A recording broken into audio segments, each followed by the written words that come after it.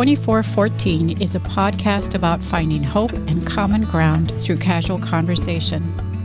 Like the friends on the road in the New Testament, in Luke chapter 24, verse 14, we want to walk away with more understanding that leads to more conversation as the journey continues. Thanks for walking with us.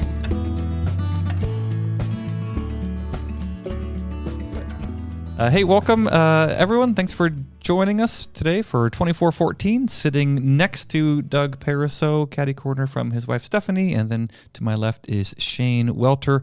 Here at 2414, we are just trying to have real conversation like the friends on the road to Emmaus in Luke chapter 24, verse 14, where they are just talking about what they're going through, what they're experiencing, processing aloud, and Jesus happens to show up in that conversation. My name is Dan Weber, if I didn't say that already. Thanks, Stephanie. Thanks, Doug, for being here. People who are watching or listening, thanks for joining us. Thanks for being part of the conversation. And we hope that you not only enjoy this conversation, but we hope it leads to more conversation, and we find common ground in that. Today we're continuing our series, Marriage is Messy. And I know marriage vows might be different in different relationships, but one of the standard lines is in sickness and in health. And I thought that might be a fitting thing. We'll see where the conversation goes, but I think both sickness and in health are a part of your guys' story, and I'm looking forward to hearing that. But before we get to that, I want to hear highs, lows. You can do lows and highs if you want to finish positively. Thanks. So a low and a high or a couple, and either a fun fact or a boring factoid. So Doug, we'll start with you. A low, high, and either a fun fact, interesting detail, or a boring factoid. Not it. I'm not first. No? Oh, no, I'm teasing. I'll go first. All right. Okay. I'm just going to maybe do mine in reverse order, though. Okay. So I'll do the fun fact first. Okay. So, or maybe I'll do my low first, actually, now that I think about it. So, so I have two lows, actually, I'm going to share. First one, it was a major family milestone that just came up, and that is we are so blessed with two children, two adult kids. Quinn actually is living with us at home now, and he's engaged to be married in October. All right. So, and I still call him Quinny the Pooh and Quinny Ado, so even though he's in his mid-20s. That's awesome. And then our beautiful daughter, Tessa, and her husband, Joe. Joe's been at seminary in Fort Wayne, Indiana. And so we had the big call ceremony last week where Joe's being called to for his congregation. And we are so steadfast and trusting, and God does not make any mistakes. He is perfect in his decisions. He wants nothing what's best for us and loves us just so much. But as they did the call and we found out Twin Valley, Minnesota, all right, is Joe's call, Midwest, and where they're heading to, which being a native of Minnesota, like I'm all for Minnesota. Yeah. But then the downside is it's a 20-hour drive and there's no major airports close to the town, which for us that kind of know the Midwest, when I say Fargo, North Dakota is the largest airport, you think, oh, isn't that cute? Yeah. Well, that's exciting. So it is. I mean, it's kind of a high and a low altogether. Yeah. So we are so trusting in God's great mission. And, you know, Joe's going where the flock needs him. But as a father and grandfather, I just can't. My sinful selfishness just wallows in the fact of what could have been if he was in the Pacific Northwest in Tessa. And so, again, a high and low altogether. So, but we still praise God, and we're so happy for his people. So that's awesome.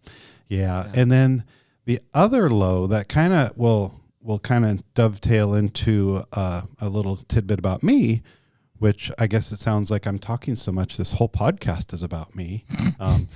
But I was a little bit misled what the podcast isn't about. So I thought it was about classic rock and the rock band Rush, and we're going to talk about and play cuts from their great record, 2112. 2112. All right, the follow up to 2112 so, is the St. Luke's 2112 podcast. Yeah. It's like, how cool is that? That's so awesome. Man, if we have extra time, I brought a Rush coloring book. We can do some coloring, and I brought my Rush jigsaw puzzle. Oh, we can do true. There's a dog with a fire hydrant on the table. It's not 2112. No, there's a drummer.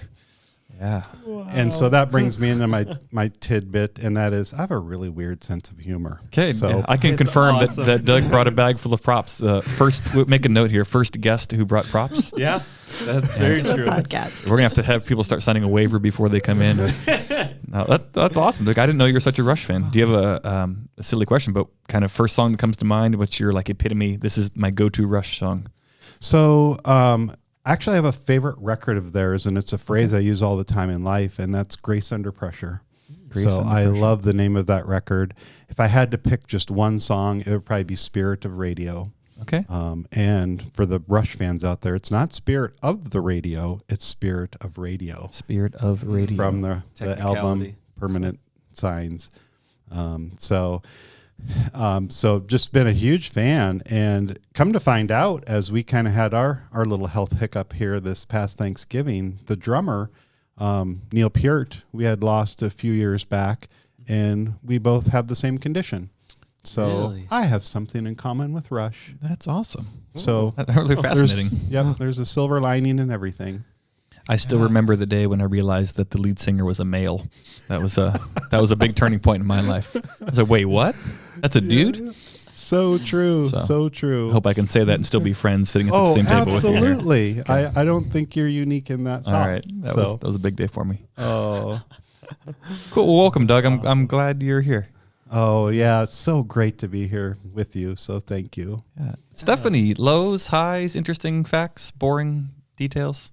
Well, it could be a whole podcast of Stephanie highs and lows Okay. and how things are going, because there's plenty of silver lining in our lows. As Doug said, Wednesday night, finding out our children are so far away and so unattainable to have just a once a year in contact. So that was a tough one. But of course, the high is that, wow, this congregation is going to be blessed with a godly family. And that's really the highs. We're looking back of both of our kids having godly spouses, and just know that family will continue.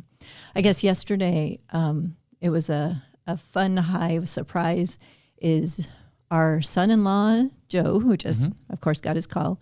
His sister was driving through town. So her dropping by our house and having some baby time and their 4-year-old, it was just what we needed. It was beautiful. So that was fun. And really cool. Our school auction was last night, and that's always fun just to see how people come out and support. And you say our school, you're a teacher at? at Concordia Christian Academy in Tacoma. Yeah. Yes. Yeah. Cool. And part of that was seeing Doug, who doesn't interact with my friends, my people very often, and to see how he, just their relationship and speaking truth to them was wonderful too. That's really cool. Fun fact. Who are you? Who am I? If somebody didn't know you, or maybe somebody's known you for a long time and go, I didn't know that about Stephanie. Or maybe it's a first-time person of like, if you're going to know Stephanie, you kind of need to know this. Oh boy. Yeah, it's easier to talk about Doug than me, so we'll see.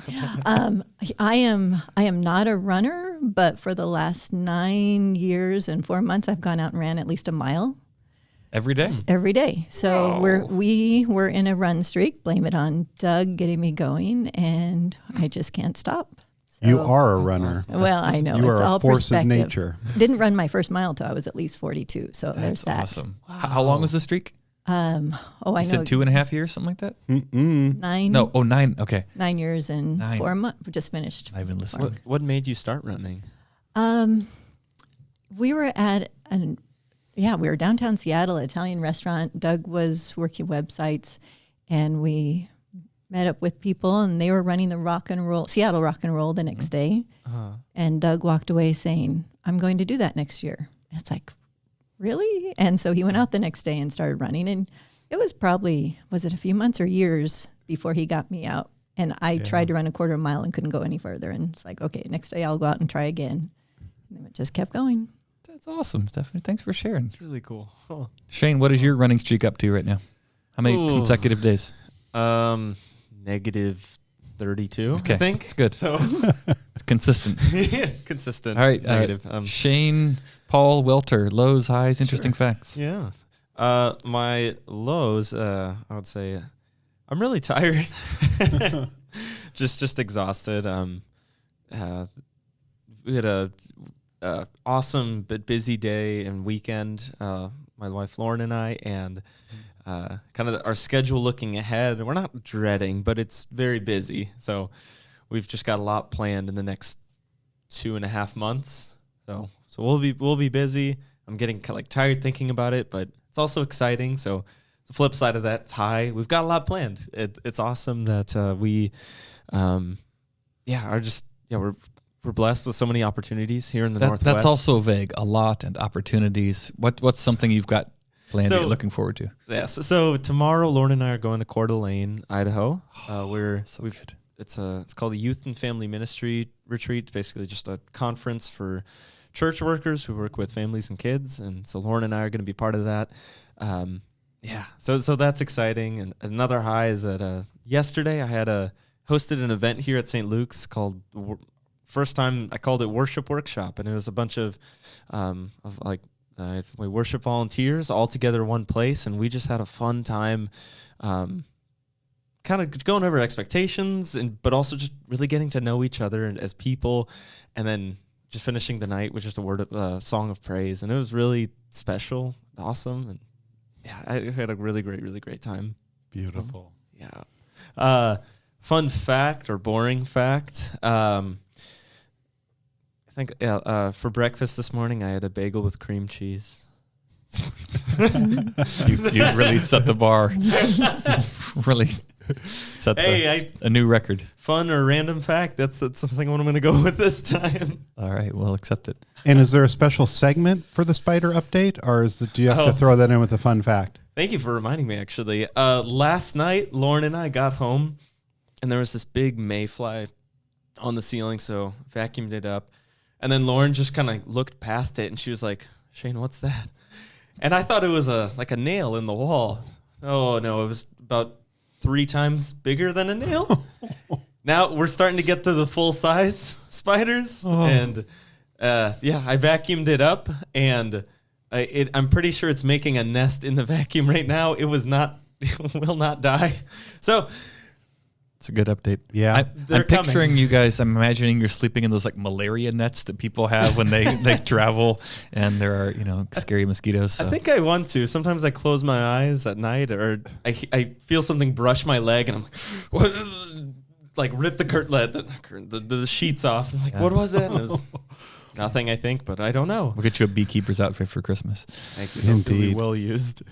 So for me, go ahead. I was just going to say, and you. Yeah. Thanks. I'll throw it over to myself here.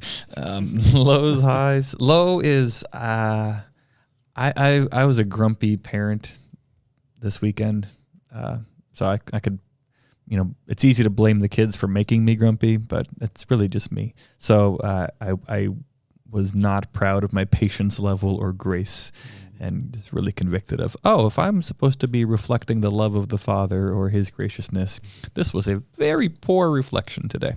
So part of my high is the kids are really resilient, and, they came and ran and gave me a hug this morning, and that was awesome. And so they're good at starting over. Yeah. My other high is, good. I wasn't going to say anything. Oh, okay. I was just adjusting. All right. Made me nervous. I was going to say, kids are so good at giving us a second chance as parents, as long as we show them that unconditional love. So so it was a good day for that. And then my other high is the sun is coming up. So here in Washington, where we live, it gets very dark for a lot of the year and really, really beautiful, but don't tell anybody. Well, you can tell them they can't afford a house up here anyway. Nobody can. Tell anybody you want. Doesn't mean anything. House prices double every 6 hours here. Yep. But the sun is coming up, and so I'm just waking up early, and there's birds singing, and ready to rock and roll. So that's been high. Fun fact. Shane, I'm going to connect my fun facts here. We were talking about first calls out of seminary and going to Coeur d'Alene. My first call from seminary was to a congregation in Coeur d'Alene, Idaho. So I got to go serve at Christ the King Lutheran Church. Wow. My first 2 children were born at the hospital there, and I've got lots and lots of great memories. And growing up in St. Louis, I never really considered Idaho as a real place. Never met anybody from there. And when I was called there after that placement service, my peers and friends, they just heard Idaho, and that doesn't sound good to a lot of people. And so I had a lot of condolences the next day of, Dan, I'm sorry, And I was thinking to myself, You haven't seen pictures of Coeur d'Alene, so I think I won. It's not a prize. There's no competition. But if it was, I came out on top today. You got sent to paradise. That's my fun fact. I got to go to paradise. And I left it for Omaha, Nebraska, because God has a sense of humor. You had said in another episode you were married in Portland. Was it Hillsborough? So my wife most of her life has been lived in Hillsborough. We were actually married at I might have been Trinity. No, it wasn't Trinity in Hillsborough. We were married at a church in Portland itself because it was prettier. Charlotte's church at the time just had a gym with movable chairs. And so she wanted to get married in a real church. And we ended up paying far more than we should have for a Lutheran church. There wasn't any kind of like clergy discount. So we had the ceremony at a congregation, like a historic downtownish church with really, really bad traffic. And then we had a reception somewhere else that had terrible traffic to get that, because Portland is the land of spontaneous traffic. Doesn't need any reason, no accidents, no rush hour, doesn't matter. Just everybody stop. Okay, now you can go again. So I don't know the name of the church or the reception place. I thought we might have it in common because I know your connection with Trinity, and we were married at Trinity Hillsborough. How about that? 30 years ago, almost. That's really a few cool. months shy. So Charlotte's father, my father-in-law, has been a pastor at Trinity Hillsborough for most of his career, retired, but like many people, he's bad at retirement. So after a year or two, he's back on staff. In fact, I wonder if I've known Charlotte longer than you have. That's probably quite possible. True. Yes. Well, that's pretty cool. So today, talking about marriage, talking about real life, and I know we'll get to the last year or 8 months? I don't know how long. 5 months. 5 months. Gosh, a lot's happened in 5 months. But give us some running start background. Stephanie, when did you first notice Doug Pariseau? We both went to Concordia College, Portland, and I know we were at freshman dance, but my very first memory was in the Mary Neal's lounge. He was at a piano playing, and I was off in the distance kind of just watching, going, hey, he's pretty nice. He's a good player, good looking, and Playing Smelton John. Van Halen, Jump. Oh, Still the only song I can play on the piano. right? that's perfect. That's all you need. Yeah. But freshman year, but we were good friends at college, and then on and I off. would say best friends. Okay, Oh, we're okay. best friends. But that's from my side of the friendship. But then Doug moved to Arizona. I got a call up to Concordia at Tacoma, and it's kind of like we stayed in touch, kind of. But then, do you want to tell a story? You want me to? You're so good at it. Keep going, I Steph. have Yes. some more university stories, though. Oh boy. Oh, okay. yes. So I was home down in Hillsborough for Thanksgiving, driving along I-5, and there's maybe past Tumwater area. I look over, I'm like, that's Doug Pariseau driving. And he's driving home he was in Vancouver at his parents. And so I waved, and they're like, waved at each other. And then he waved me. It's like, let's go to this rest area. And then we kind of just reconnected at this rest stop along I-5. Literally driving on the highway, seeing each other. Yeah. That's incredible. I kind of knew he had taken a job up in Kirkland, Washington. But yeah. Doug, you weren't following her? Or It seems like my microphone isn't working. So Right. right. So what took you to Arizona from after school, Doug? So I was going to go down to Arizona and work for Ping Golf Clubs. I thought, how awesome. Work for a golf company, but they didn't want Doug. Oh. So, of course, I'm going to the sewer market store, and there's a help wanted sign in a Hancock Fabrics store of all places. And, of course, any guy that just graduated from college, they see a help wanted in a fabric store, and it's like, oh, that's where I want to work. It's a dream. Yeah. So I applied, and sure enough, got a position, graduated from university with business. And it was less than a year later, they were offering me a store, and it was in Flagstaff, Arizona. And I really wanted to get back to the Pacific Northwest. So I said, oh, thanks, but no thanks.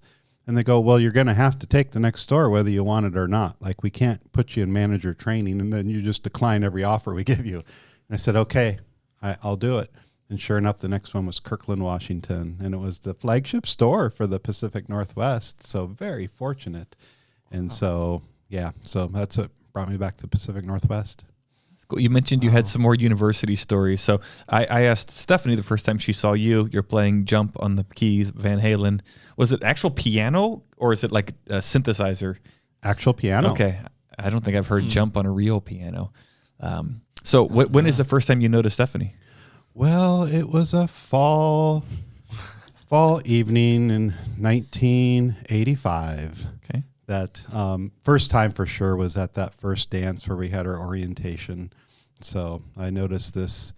And one of the most beautiful things about Stephanie, of course, she has beautiful blonde hair and she's just beautiful in general, but the most beautiful smile. And the smile is the thing that attracted me just from that day one. It's just so inviting and warm. So that would be the first time. And then I truly would classify, and I think we're probably in agreement, that we were really, really heartfelt, great friends in university. For me, it was like, oh my word, I have this amazing friend that she likes to go to Tower Records with me. And Tower, they're open until midnight, so we go at 11 p.m. It's supposed to be studying, but instead we're going to Tower Records, and there just happens to be an arcade on the way there. So we'll play some Miss Pac-Man too. Nice. Aww. So, and so just that and just all of the things that we had in common, and I think one of it from day one was we both had such a love of family.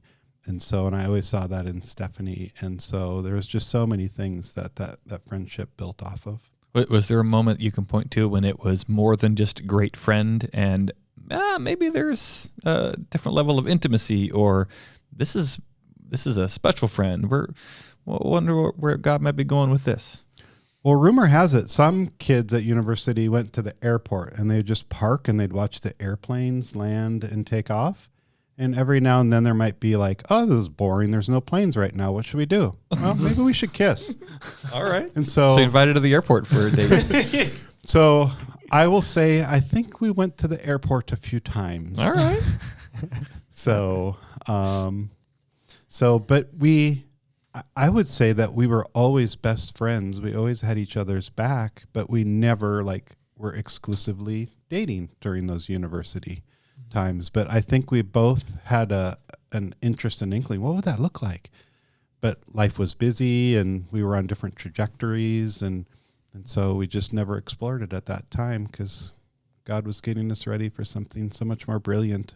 Yeah. Your paths finally crossed again.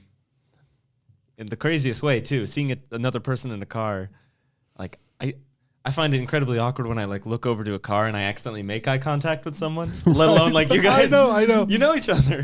Sorry for the extra weird Doug nugget, but I also love Hallmark movies. Absolutely adore them. So some of our story makes me think of that. I love the ones especially that are called God Wink, where it's this little God wink where there's this serendipitous moment, but it wasn't serendipity. It was God working in our lives. Yeah. Oh, that's pretty cool. Awesome. Stephanie, you mentioned you got married at Trinity in Hillsborough. Who officiated the wedding?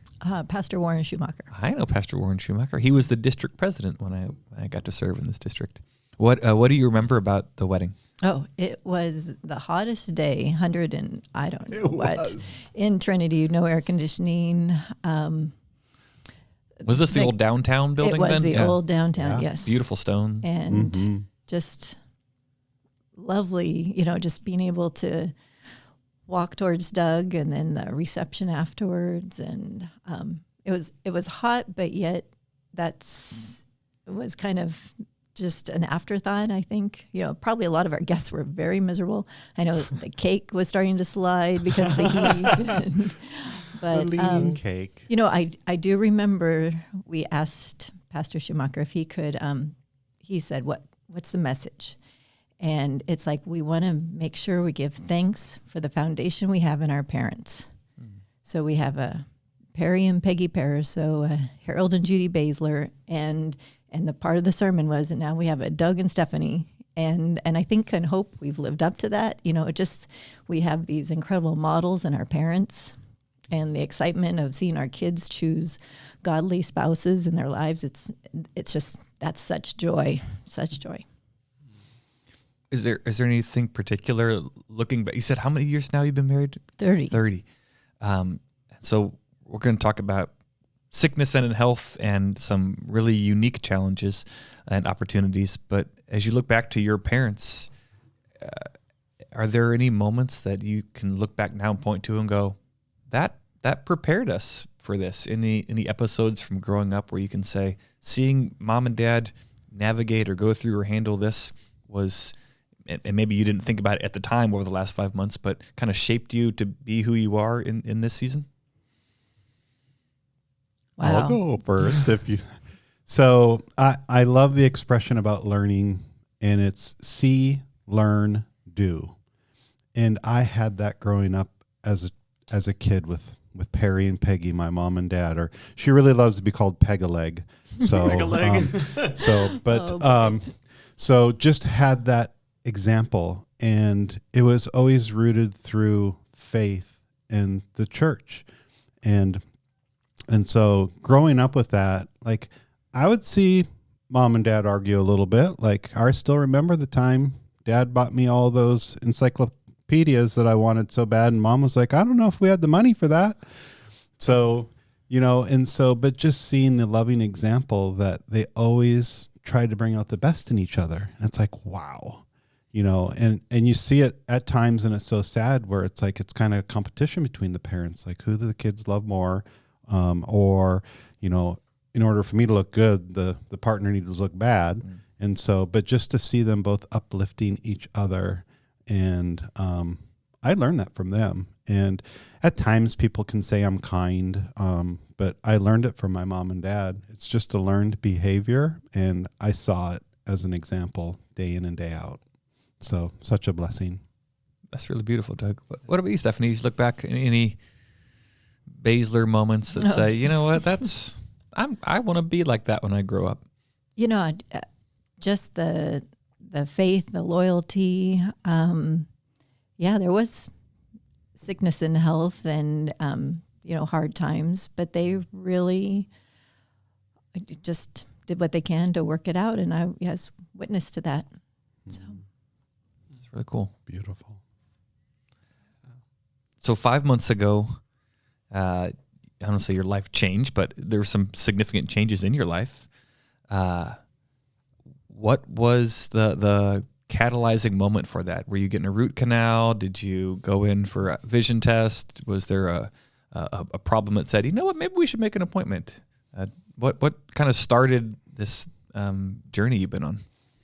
So as Stephanie mentioned, we both loved to run, and we were both in our 9th year of our run streak. And when I would go running, and this was a couple of weeks before Thanksgiving, I had this weird ability to kind of hallucinate and imagine like I'm a different person in a different body playing a video game all around.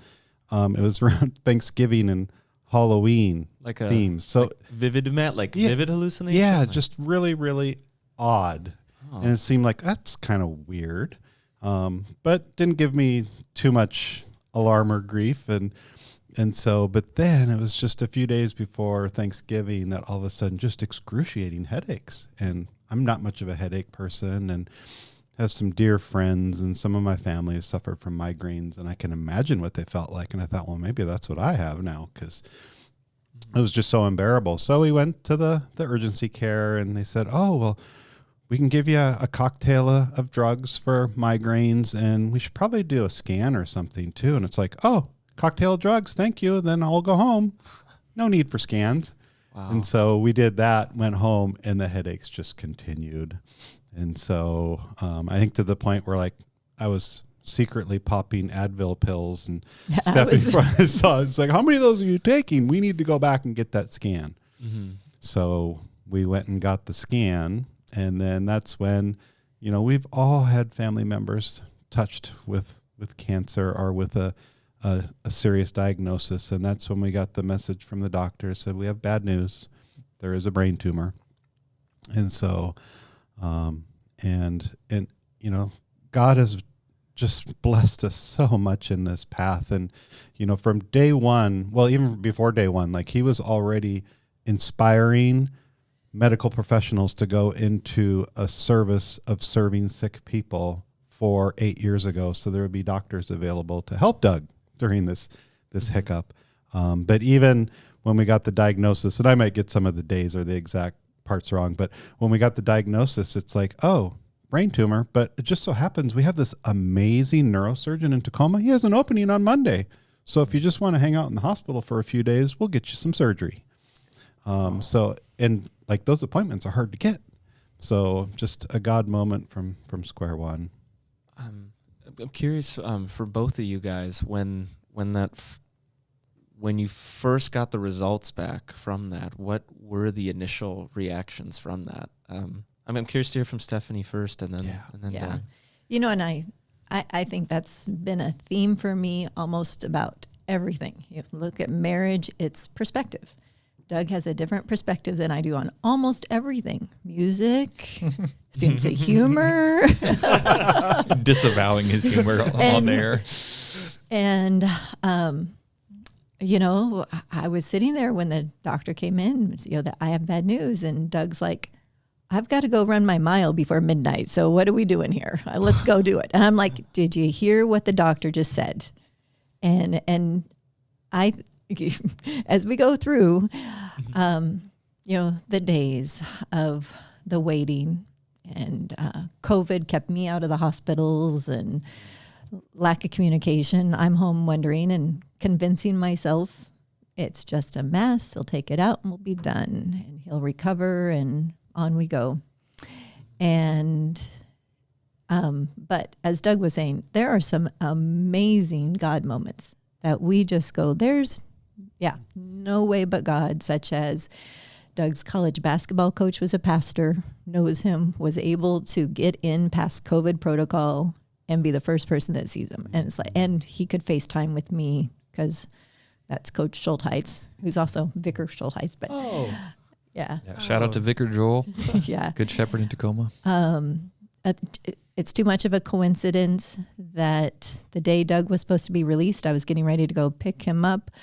Doug calls me on FaceTime, and it's a doctor, but I'm like, whoa, she was a parent in my classroom. Mm-hmm. And I was like, oh, Dr. Song, can I come pick him up? And she goes, well, I need to tell you something. Mm-hmm. It's glioblastoma, and you can come pick him up.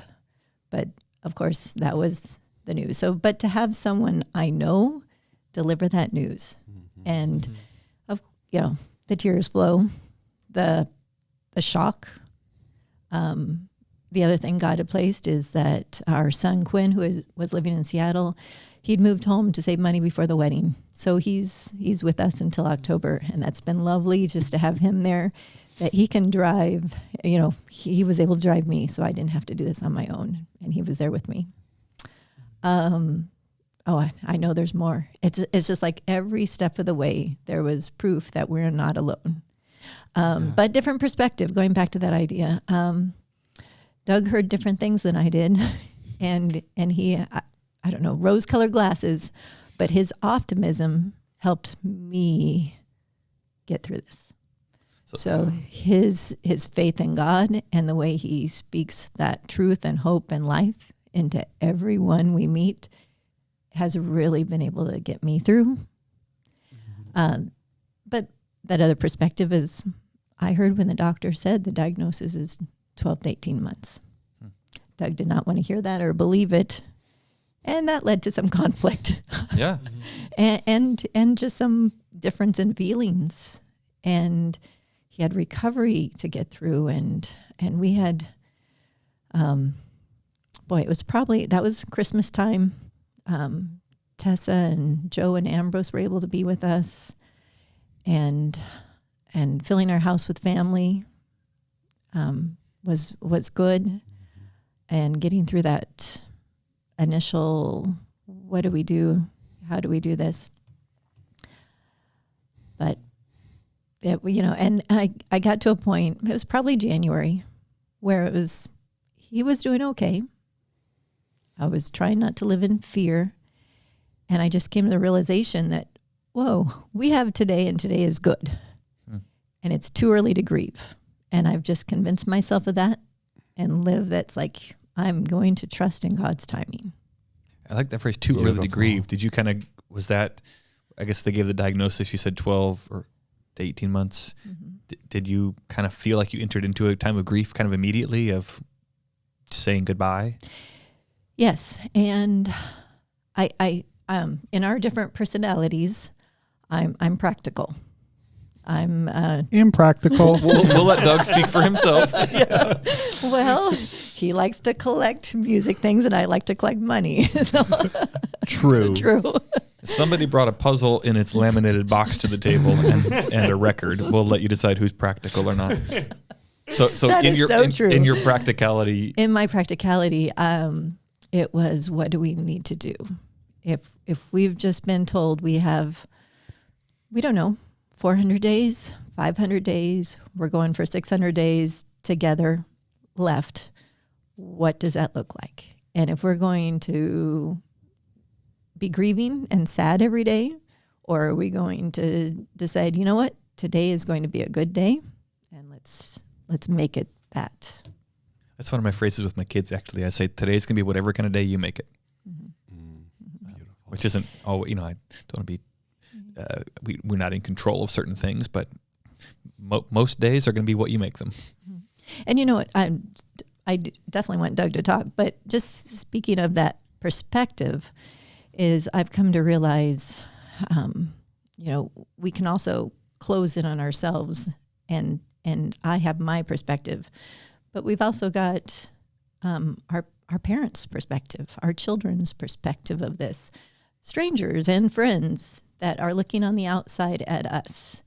And, I guess that's where we have so much good news along the way that's where we can just say, the first scan was clean. We have, like say, the technology that is working, and we have that on our side. But your perspective, go ahead. Doug, initial thoughts when you get the diagnosis. Everything Stephanie said was true. And including like the different perspectives and I can at fault at times be overly optimistic and find positivity, and I can find joy in anything pretty much. And so from day one, from that first conversation we had bad news, I've been of spirit and opinion, everything's going to be okay.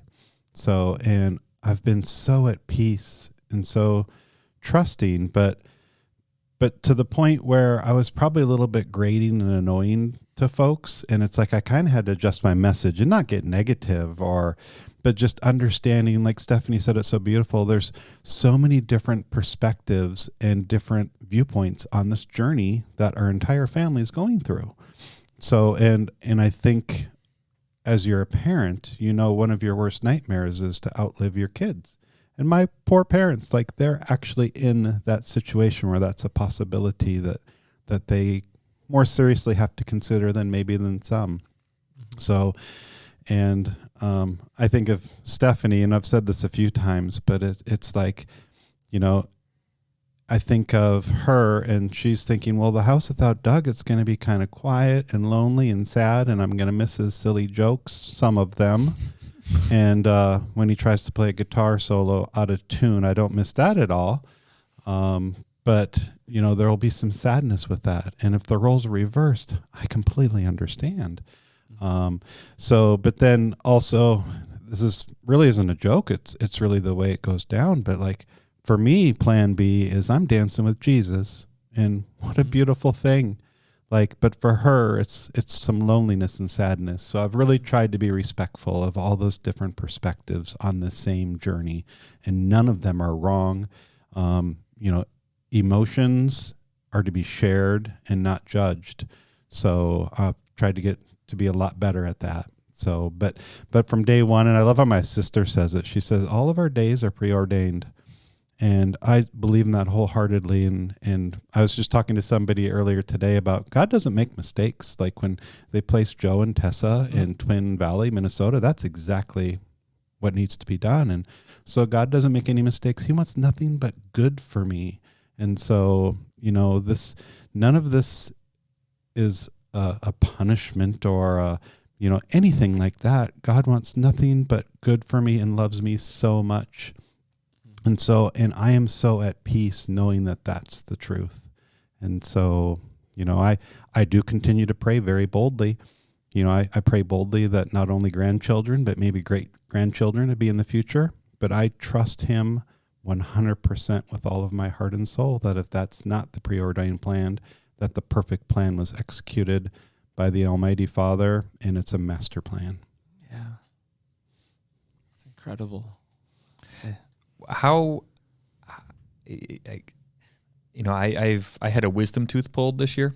That's the closest I got to this, by the way. I mean, just in terms of my own marriage, I haven't had any struggles, diagnoses. Charlotte has given birth to 3 kids. That's the only time we've been in the hospital, and I slept through most of that. So I don't know. I don't have any kind of firsthand in marriage experience. I got some in dating. Charlotte went through some things, but I'm curious how is your relationship changed? Did this highlight things that were already there? Did you have to regroup and say, you know what, who we were or how we handled things didn't work, or is it just kind of affirming? How did this impact your relationship, Stephanie? Great question, because it sounds so just wrong to say that this is a blessing, but we have been blessed with this. Okay, you have some time together. He wasn't taken by a heart attack or a car accident. We have been given time. We've been given days, right? And boy, the I love yous more than ever, right? The holding hands, the making sure we're there and making sure it is a good day. And it's a blessing, which is hard to say, right? Or think through, right? So I think one of the things I want to just make sure I know Doug appreciates is being my practical side. I appreciate the way he's able to open and share, and we can kind of take care of some practical things. We've kind of did some research. What do we need to do? Get the living will, doing some things around the house. He needs to do a lot of things like show me what's in the garage, but it's the plan for the worst, or what is it? Prepare for the worst, but plan on the best. Is that the way that goes? Perfect. Yep. Yeah. How's it changed for you?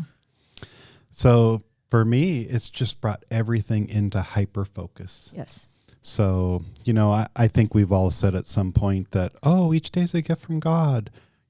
Make sure you use it to its fullest. Well, you say things, but sometimes you don't follow through with them. But boy, like with a diagnosis like this, it's the real deal. Like you really do. Each day is a gift from God. And I really feel like there's an extra hyper focus with that. And I am a prideful, sinful man that have made so many mistakes through the years. And thankfully I haven't made the same ones too many times in a row, but I learn from them. But there is nobody on the earth, human form, that I love more than Stephanie. She is the person I love the most on this earth. And I love my parents a lot and my kids a lot. And they're really close in their running. But it's really brought into focus for me to really treasure her the way I should have all of our marriage, rather than just, if maybe days are numbered and we don't treat it as a number. We're just taking it day by day, and it's, we look at the stats, but we still, each day's a gift and we take it to its fullest. So, just that opportunity to focus in on that love and appreciation. So that's what's really brought to me a great focus. And more conversations than we've had before, and absolutely more in depth and more backgammon games that I cannot win. You win plenty of backgammon games. That's beautiful. I as someone who's not even a year into marriage yet, just hearing you guys talk about your story just makes me think. You said things went into hyper focus since then, and do things that would have been kind of upsetting in years past just seem trivial at this point. Like to you, like I don't know if arguing about dishes or just the things that happen in marriage. What are they kind of now? Just laughing matter. We absolutely still have difference of opinions. Okay. That sounds very Right? nice. That's like a very polite way of saying it. He's still wrong a lot. Agreed.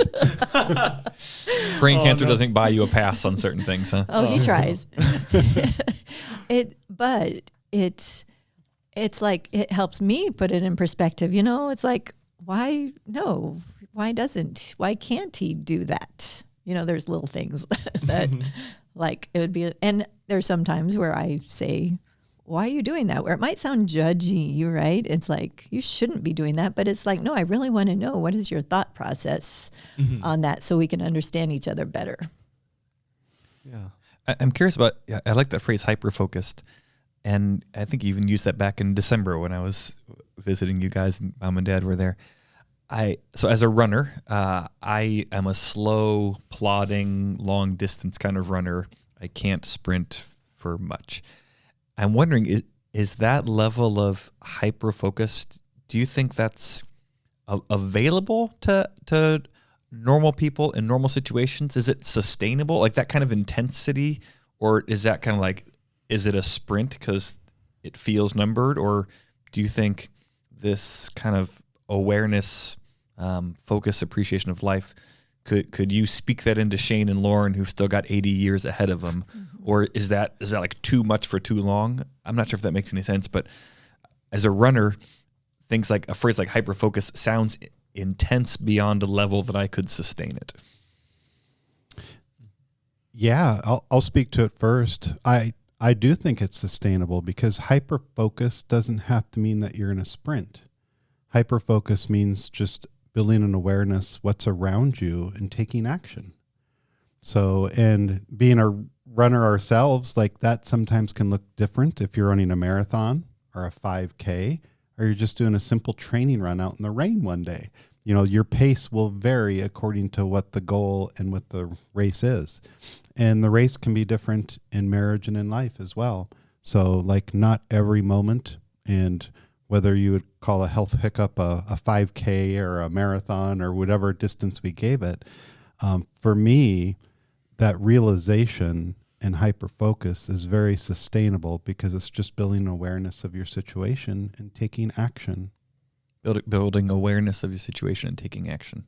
So what would it look like for Shane? If you're Shane and Lauren have been married for 6 minutes, 8 months, 10 months, it's hard to get a concrete number out of him. If you were to say, all right, here's the best way I could describe or give you a glimpse of what hyper-focus could look like for you to really kind of seize this day or this moment, what would that look like? I'm just thinking if you're in a situation, you're going to be in situations where you're like the disagreements, a conflict of your ideas with each other. Mm-hmm. And you were to think, is this going to be worth it? Are we even going to be talking about this a month from now, 2 months, 3 months? Mm-hmm. Is it worth this stress or strife to deal with today? Does that make sense? Yeah. And like say, that's where I think we're at is, and we have so many fun things looking forward to. A gracious neighbor is giving us their condo for 2 weeks in June, and baby in July, grandbaby in Congratulations! July. This is the big announcement. Yes. And we have a music festival August 20th. We have a wedding, so we have things coming up and so much to look forward to. But it's like, what's going to be after that? What does down the road look like? And that's where maybe just staying in the moment and today without going too far down the road. So is that conflicting advice? Look in the future, but then also, was it worth it today too? Yeah. Oh, that makes sense. Yeah. Yeah. That sounds like real life. Or just that kind of tension of there isn't a clean prepackaged answer. Is this going to be worth it in 3 months? And just live for today. Yeah. I was thinking, be present. Be part of the team and be present. And that's the wonderful thing about Stephanie is as a team, we're just unstoppable. But at times if we can drift, it's because I'm being too much of an individual. So being present and being a team, I feel makes all the difference in the world. And basing that in whether it's scripture or whether it's the see, learn, do, I learned from parents setting an example, our loved ones in the community that, yes, I have a lot of respect for them and I want to exemplify that too.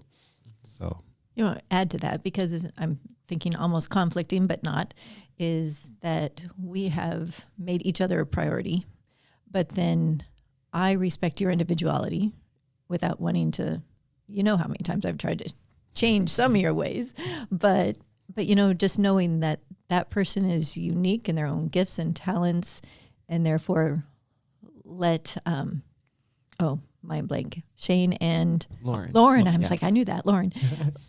Making her, an individual and giving her space and time to be herself, I think is just as important as you coming together as a family unit. So, yeah.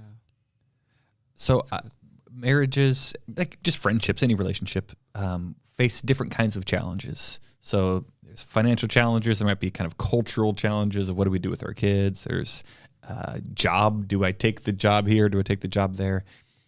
Have you found that a medical challenge, or I think you used the word hiccup earlier, Doug, is a medical? Have you processed a medical hiccup differently than a financial hiccup, or how things that we could, feel tension or strife and struggle with in a relationship?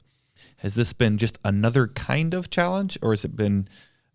Has it been just another challenge, or is it like a different kind of category? Have you experienced health and sickness and in health different than richer or poor?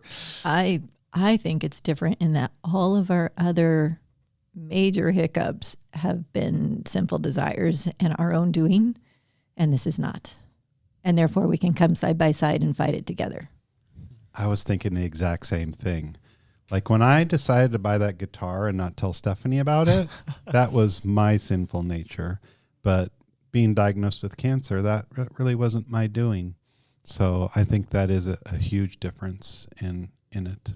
So I heard you say you're able to come alongside each other easier. It's less blame, perhaps. I don't know, put words in your mouth, but oftentimes it's easy to blame. Guilt. Yeah. I'm the one who made the bad decision, so there's a lot of guilt involved in that. So, and thankfully there was forgiveness that went with that behavior. And so it's just different when it really wasn't our decision to do this or to, for me to wear these awesome stickers on my head. Yeah, if you're not watching the video, Doug's got a nice little cap on right now, but he's all decked out in his new gear, which is pretty cool. Shane, I've got a couple more questions, but I want to give you a chance, so I don't want to steamroll you. Yeah, no, you're good. I'm just kind of soaking it in and processing. One thing I'm kind of thinking through, of course, as we knew we were going to be here, it's been interesting and insightful to think through what are we experiencing. And I kind of thought it was kind of like Doug and I are heading into retirement years. We're only 55, but it's there and it's soon. And so it's kind of like we boarded a plane. We're all packed for Hawaii, Mexican beach, somewhere warm. And the pilot says, we're taking you and dropping you off in northern Canada. We're going a different route. And it's like, no, that's not the plan. And we get out and it hurts. Here we are in these little clothes. The cold hurts and it's painful. And we're like, this isn't what we wanted and signed up for. Mm-hmm. But then all of a sudden, people, friends, everyone shows, here's some coats and here's some food and we're going to take care of you. And then we start looking around going, this place is beautiful. It's the beauty of where we are at right now. And I might have to get on that plane by myself to go back home, as we're thinking through this analogy. But right now we're soaking in the beauty of what we have. Yeah. So. Beautifully said. I'm going to steal this line from Dan Rather, who does great interviews. And when somebody talks about all their blessings, he'll say to them, sounds like you're more than average blessed. And it's like, that is us and our family. We are more than average blessed. That's really cool. A couple questions. What would be, what would you do differently in your relationship with each other through this process? Through the process or So- the last 30 years? No. I'm thinking specifically kind of This- through the last 5 months of really scary diagnosis and going through that. And it's only been 5 months, so your answer could change a year from now. But with the little perspective that you have right now, Doug, what would you do differently as it relates to Stephanie? It took me probably a couple of months again to get the empathy and the messaging right when somebody wanted to talk about the diagnosis without me just saying everything's going to be fine. So, I really think what would have been really helpful is knowing from that first diagnosis that I understand that and that this path looks very different from all the individuals involved. So I think that's probably the one thing that I've learned the most. Kind of care with your messaging, choosing your words to help them grieve and process, not just grieve, but to help them express and validate, go through their emotions. Exactly right. And like, I think maybe just in a sense, my messaging itself wasn't, too alarming, but almost to the point, like if you weren't agreeing with me and on board with the way I'm thinking, like, oh, maybe you're a little lacking in faith, or, I didn't come off, or I didn't intend to come off as judgy, but as I look back, it was maybe a little bit judgy. It's like, if you don't agree with me, you're against me, and you're not this or you're not that. Yeah, you're so positive and optimistic that if somebody expressed a fear or concern, they weren't to your level. Or just make them feel bad. It's like, questioning their faith or questioning, it's like, but everybody's on this journey together. There's just different perspectives, and understanding and respecting that. Out of curiosity, what you're saying it varies from person to person, but what is kind of the go-to thing you tell them when somebody asks, like, how are you doing? Like, how is it? It's fun that you ask that because I won't do a lot of name dropping with work and all of that stuff, but I'll just say that in my area of work, there's not a lot of conversations around God or prayer or faith. And this has allowed me, when people ask, I'm very clear about all of the blessings, again, about all my days being preordained by my God who loves me and wants nothing but the best for me. And from somebody all of a sudden the response being, I will pray for you. It's like, wow, that's awesome, because those aren't kind of conversations I typically would have at work. Not that my work outlawed them, but it's just, that's just the way it is. It's a little different than Concordia Academy where, they teach, religion and faith as part of it. So that's been one of the most beautiful things is as I have that conversation, I can share my faith in that, everything's going to be okay. And I get it. Okay. Can look different for everybody. But just how trusting I am in my Lord, and so thankful from the gift, that I've been offered and I've accepted, for eternal life. And, Jesus loves me and I love him so much. And so That's beautiful, Doug. It's such a great confession of faith. Stephanie, what would you do differently if you had a moment over the last 5 months to say, you know what, I could have handled that or been present differently or spoke differently? What have you learned from this? Oh boy, I don't know. There one of my low moments was when, first day home driving home for the oncologist the very first time. And Doug was just, what's the big deal? No big deal. And I was so mad at him. Yeah. I dropped him off and said, I drove away. I had to go cry. I had to go deal with it. I'm like, his parents were there. I'm like, you know what? You go tell your parents what the oncologist said. And of course, they got a very rose-colored story instead sounds of like the a great truth. report. This is awesome. Oh, so I don't know. I'm, not proud of that moment. But yet in the moment, that's what I had to do. Yeah. And you were being honest with yourself, and that's good.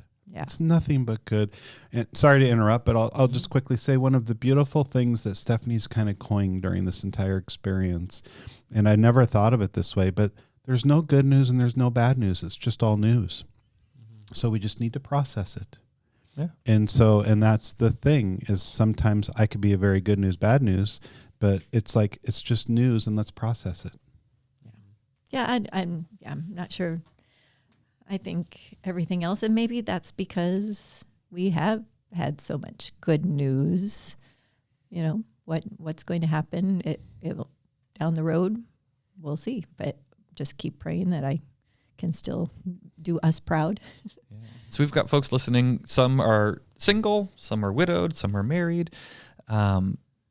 Whether it's just with a friend or whether it's with a spouse, are there any conversations that would have been helpful kind of before you're in the throes of this? And not just like, living will kind of stuff, but are there things that it was good that you had a chance to be on the same page about, specifically kind of as it related to medical challenges, or that you wish you said, you know what, I wish we had taken time to talk through this before we were making tough decisions or in that kind of higher intensity level? Boy, we have made some tough decisions, but I'm trying to think of a conversation. Have you thought of one? Well, the one thing that comes to mind for me is like, we said our wedding vows, in sickness and in health. And I just have so much respect for Stephanie. And I've said this a few times, that I get it when you go to the PTA meeting and you take the clipboard and you volunteer to drive kids to the zoo or something, what you're signing up for. But when she said her vows of sickness and health, she wasn't signing the clipboard for Doug's got cancer. And so I just think how remarkable that, those vows meant so much that they're still true today. But, if I had any advice, it would be like, we never really talked about this type of thing. Like, we just assumed we're just going to live forever. And so, but I think in retrospect, like, it would have been healthier to have some conversations, as we're looking at our life insurance policies, or, updating our open enrollment for health insurance, which thankfully we made the decision kind of, we're getting a little bit older. And I told our adult kids many times, like, you need to go visit Grammy and Papa and Grandma and Grandpa. Like, we are so blessed, all four are still alive, but, there might be a day here at some point in the future that we don't have all four of them. You need to spend time and enjoy them. And here come to think that I'm the most fragile right now. But I just think to that thought of just, really taking advantage of those opportunities. I heard in there, you didn't say the words, but don't wait. So Yes. if there's something you want to do to live or to experience or to be together today, or make a plan or put it on the calendar. Prioritize. Yeah. Much more eloquent than what I said. No, I can no, just no. ramble on a soapbox. I love the fact. I was just seeing if I heard you right. I was trying beautifully said. I'm working on listening, although you wouldn't know it by talking to my family or coworkers. So practicing. Go ahead, Shane. Back up to what, when you were talking about hyper-focused, as that relates to marriage, I don't know if I'm looking for like a specific answer. It could be a more nuanced answer, but as things have become more hyper-focused in the marriage, what have those key things been? Like, what is it that's been focused on in your marriage? You want to go? I have a bunch of things to say, Yeah. but I don't want to steal any thunder, or if. Go ahead. I'm just thinking of time. Yeah. Just being focused and solving issues quickly and painlessly. I'll start with the same kind of way I answered a previous question. It's like, I have all my earthly sins and all of my mistakes I've made. And at times it can be just like, I focus too much on stuff, like, ooh, that cool new guitar I talked about earlier, rather than the hyper focus now has been his experiences with Stephanie. And it can be the simple ones. Like, I used to be a night owl. I'd stay up to 4 a.m. and, we would rarely go to bed together even, because I'm staying up till 4 a.m. And so just the simple thing of having an English muffin with peanut butter, sitting at the kitchen table and having a breakfast together at 8 or 9 a.m., that's pretty awesome. So, first 28 years, none of that. And so experiences has really been what it's been all about. And Tessa, our daughter, helped us set up an altar in our front. We call it the reading room. And so we've been doing evening prayers together, which we never did that in the first 29 years. Well, at least faithfully. At least faithfully, yeah. We did. Well, but- and not from like the Lutheran service book, like, the real, turn to the page and follow the dialogue, and which is so beautiful. But of course we prayed together, but so it's all been about experiences rather than stuff. Yeah. Which, man, whether it's sickness and health, or whether it's a new family, or just, I love the fact we have a great friend of the family that she wasn't big on birthday gifts. Instead, it was birthday experiences. So. Cool. It reminds me of the play Our Town. I remember reading that in high school. It's a boring play on purpose. It just celebrates the ordinariness of real life and capturing the beauty of just real experiences. Mm. I don't want to wrap up without asking. You said in passing earlier, clean scan. What does a clean scan mean today? He had an MRI, of course, initially after radiation and chemotherapy. We had to wait. It seemed forever, but I think it was 4th month after November, and went to the hospital, got the scan. They were looking for any regrowth or new growth and found none. So we know that's not always the case, but we got one clean scan. So they had a procedure already to take out the mass? Oh, yes. He had surgery that Monday after the initial headaches. And then pathology came back almost 4 days later with its glioblastoma, brain cancer. And then actually had to go back in for a little surgery just to do some fix up with, fixing some. Doug's head was leaking. Yeah, there we go. But now his treatment after the radiation chemotherapy, now he's just doing 5/23, which is 5 days of chemotherapy, 23 days off. And he'll do that through August 3rd. He starts the next 5 days is next Wednesday. But he's actually, if I can speak for you, his energy level is coming back. That's awesome. Because there was quite a few times where it was hard to get out of bed. But with no regrowth and getting through this chemotherapy, we're, I think, on the upswing. So, there's no cure for glioblastoma, but there's treatment. Mm-hmm. So with the chemotherapy, with the Optune cap that he's wearing, that will hopefully double, if not triple. And, it's a small percentage, but, kind of like, was it the Seahawks to say when, or Russell Wilson? Well, look what happened to him. But anyway, why not Russ? Why not us? Why can't we be the 1% that makes it past 3 years? So yeah. That's really awesome. This has been so encouraging. Thank you for taking time, for being real, for sharing marriage and putting just normal life front and center, to say there are certainly hard things. I appreciate that you haven't watered, even with Doug's rose-colored lenses, we haven't watered anything down. You're a broken sinner like the rest of us, and yet there's beauty and there are people that we care about, and lots of things to get to celebrate each day. I don't want to land, though, if you had something else you wanted to I was just going to say, I'm a fan. So if you're listening, you haven't listened to the first 3, go back. And we had fun playing along with Danette and Carl and with you too. Long-time listener, first-time guest. Right. That's it. But it wasn't too scary being in here? So if Shane and I reach out to somebody else and invite them, hey, do you want to join us? Do you have any words of advice or warning? I already talked to Donna Breyer to see if she could come in, because it's like, if we're at 30 years and they're at 50, don't you think you need to get more experience in here? I don't think you'll get John. But anyway. Yeah. I would highly recommend it. We are God's loved people in our community. Like what a blessing that we can get to know each other better. And it was great in preparation of this, just to think about things. Like sometimes we don't give ourselves the freedom and leeway just to think about things. And so that was so free and enlightening.